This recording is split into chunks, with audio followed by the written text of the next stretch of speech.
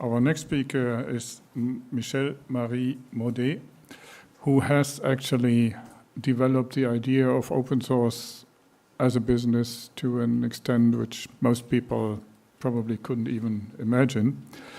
And he'll lead us a bit through his discoveries in this process. Michel-Marie started his career at the French Ministry of Defense in 1995. He had already been involved in and interested in open source matters earlier. He was one of those that saw the potential of Linux and open source technologies, and has founded together with others the company LINAGORA, which he has been leading as its managing director for almost 25 years now.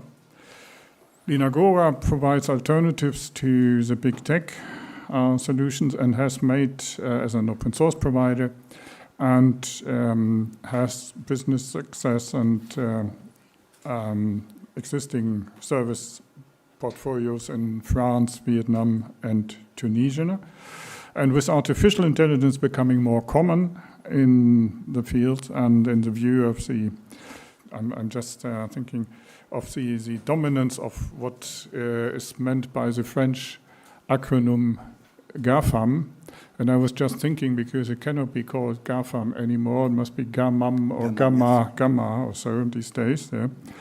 And he continues to look for alternatives also in this field where, as we already just learned, huge amounts of money are needed, at least for the infrastructure. Michel-Marie has launched several initiatives, and he should explain now a bit more about that. Okay, thank you for this kind presentation. Thank you also for IDPS for the invitation. It's a pleasure to be there today to try to make this dream of a full and truly open source model as a reality, and we work hard for that. So to fill the time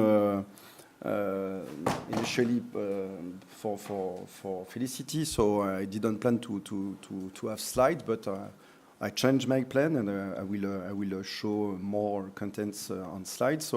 So as you said, so we started and our business in 2000. It's 25 years ago, and so we develop and invent good tech for good, and we are dedicated to open source technology. And we solve this issue to make money with some things completely free, so based mainly on services.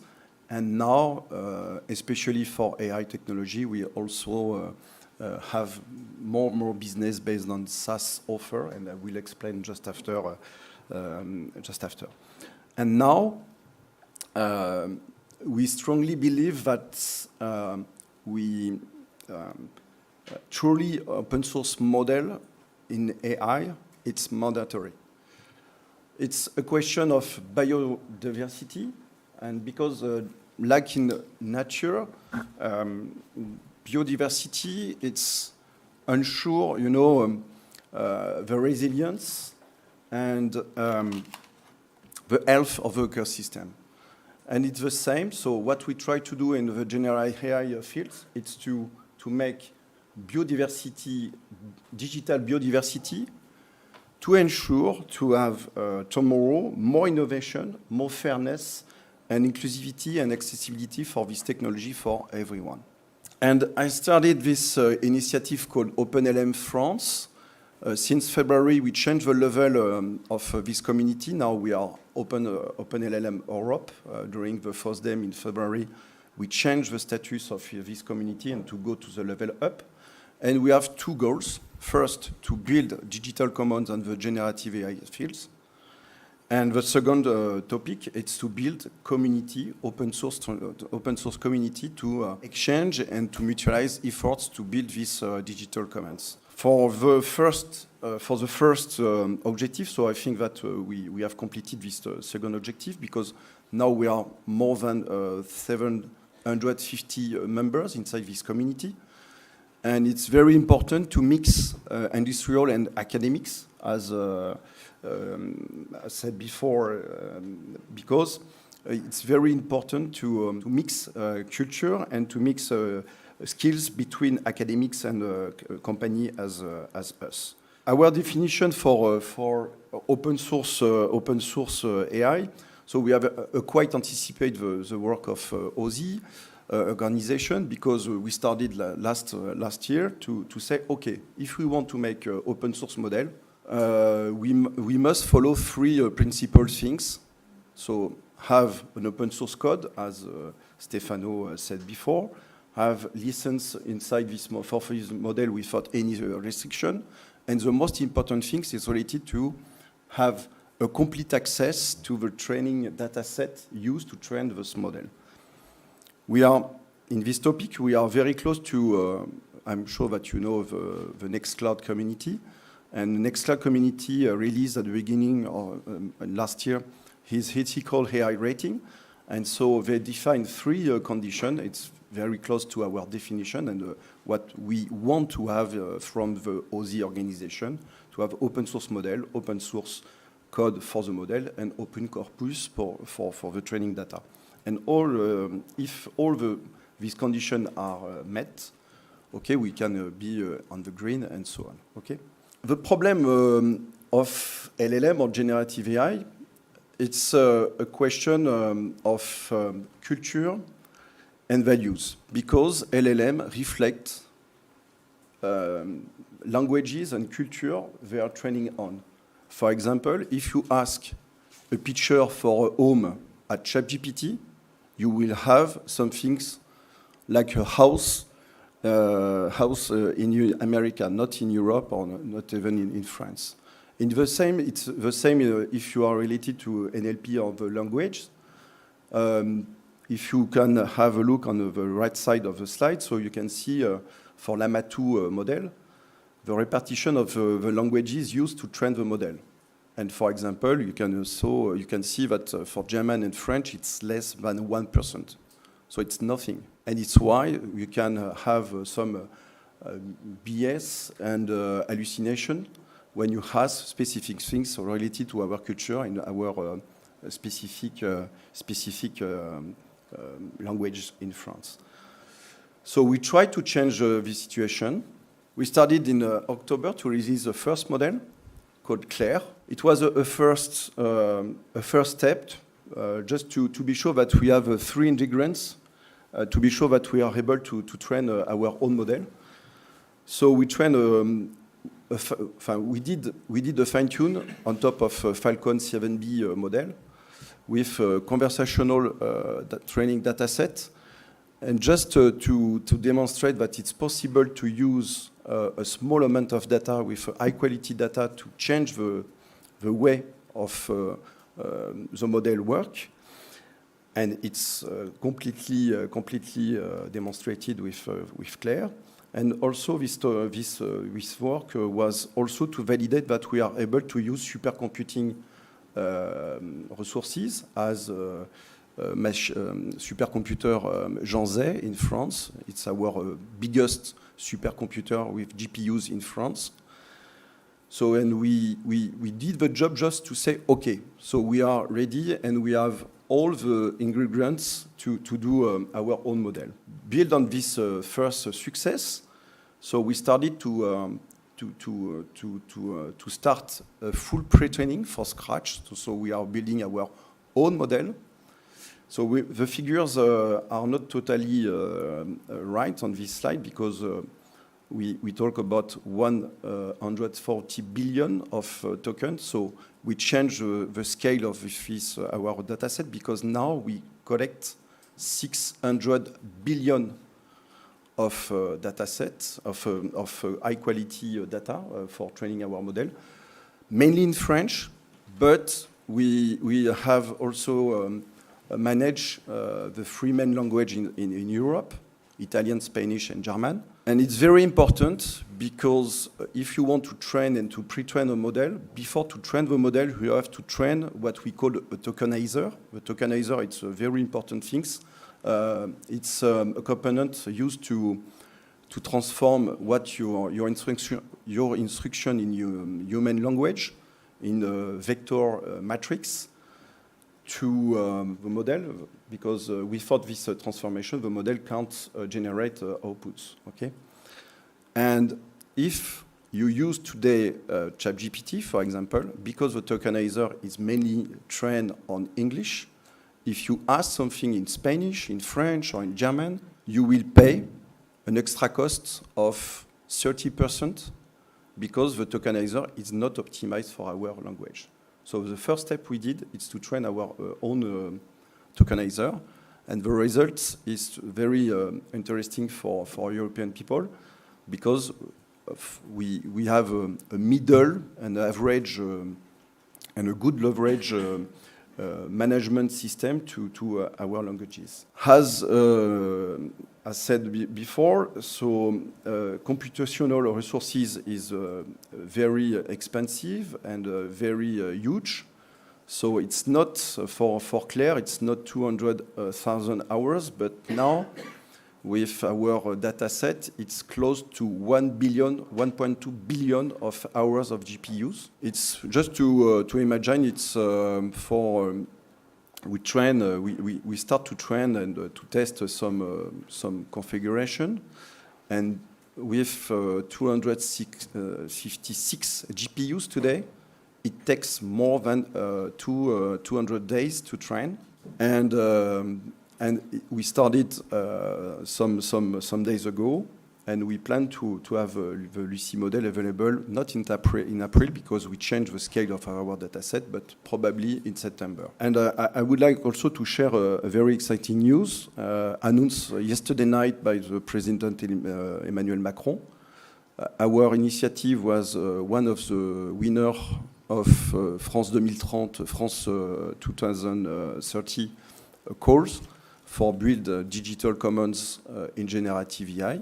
So it's a grant for 2 years to have money to continue our work. So I'm very pleased to announce that we have now the support of the French government, and our goal is to continue.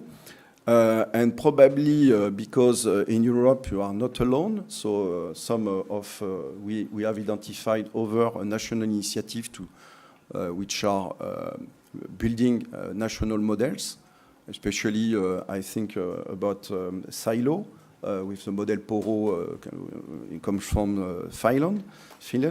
So and our perspective and what we expect in the future, that the European Commission will ask and will support the idea to manage things between us and to mutualize effort, because every people are doing open source in this topic, and probably we have something great to do all together. And just to finish about the business model, so probably what is your question could be what is the economic model for a foundation model completely open source? So there is, for the foundation model, we will, I think with Lucy, we will be the first full, truly open source model for commercial use without any restriction, okay? Because today you have truly open source model, but dedicated for academics, not for business and commercial use. So I think that we will be the first. And to make money, so it's very simple. It's depending of use cases you want to manage. And for us, we manage very sensitive or critical use cases for our customer. For example, the Ministry of Defense in France asked us to have a summary solution, a complete summary solution, but completely disconnected from the internet. So for that, you can't manage the situation with Anthropic, with ChatGPT, and so on. So there is a place to make business in this kind of topics. And for example, the European Commission is a customer of LINAGORA for our speech-to-text technology called Linto. And for them, they continue to finance our work to develop more and more features. So it's an economy of services. And I think it's very important to have this digital commons available for everyone without to pay. And it's our goal with our initiatives. Thank you very much, Michel-Marie. And We would like to listen more to your experience than our time here allows, so maybe you will have a private session on the balcony after this panel to explain things. Before I open the floor to the audience for questions, I would like to ask one question to the three panelists with asking also for a quick answer between 1 and 2 minutes. Michel-Marie, when you meet President Macron to receive your support from him, what else would you ask him for? Nothing for France, but at the European level, my wish is to try to join our forces between the different national initiatives, as I said before, because today it's not completely difficult to train a model, but for evaluating a model, it's necessary to have native-speaking people from every country. So I know that the European Commission is started to launch some funding project to manage these things, but the amount of money put on the table are very too small and less than is really necessary, and probably open source community have to work by the ground and to push, and probably we started to discuss with Silo, with Lion in Germany and some other national initiative. Probably we have different techniques to opportunities to join our effort. Probably you know that now specific models are mixture of experts, so it's a combination of capacities from dedicated models. I will not be more technical, but have in mind this capacity to join and to mix capacity from different models. Probably it's a way to manage these things and to consolidate efforts from the different models. Or but I think it will be a more difficult way to synchronize all the community through a specific project led by the European Commission to build this model. So support and make money to mix and to join effort on the different national initiatives. Thank you very much, Michel-Marie. Okay, before I give the floor to Michel-Marie and the other speakers, can someone please, who's sitting close to the entrance, show the silence signal to the people on the balcony? Before I start the next round of questions with the person there in the background, Michel-Marie still has to give his perspective on the 2 questions. And I think the one about the existing legislation, which you asked, is quite interesting. And maybe you have an idea of what Data Governance Act will mean for the business in practice. And if it's only this friendly French smile, then that's also an answer. What can I say?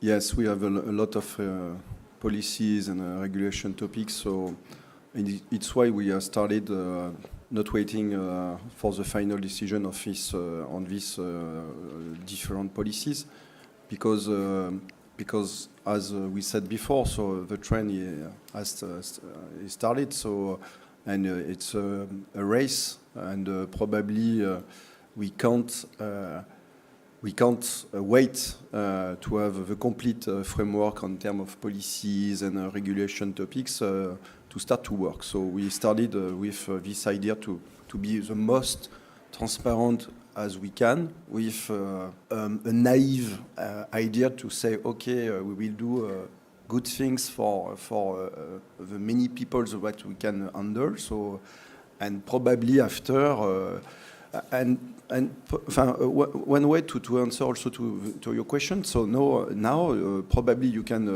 we can have we have some example to regulation or policies influenced by open source communities, or standard influenced by open source community.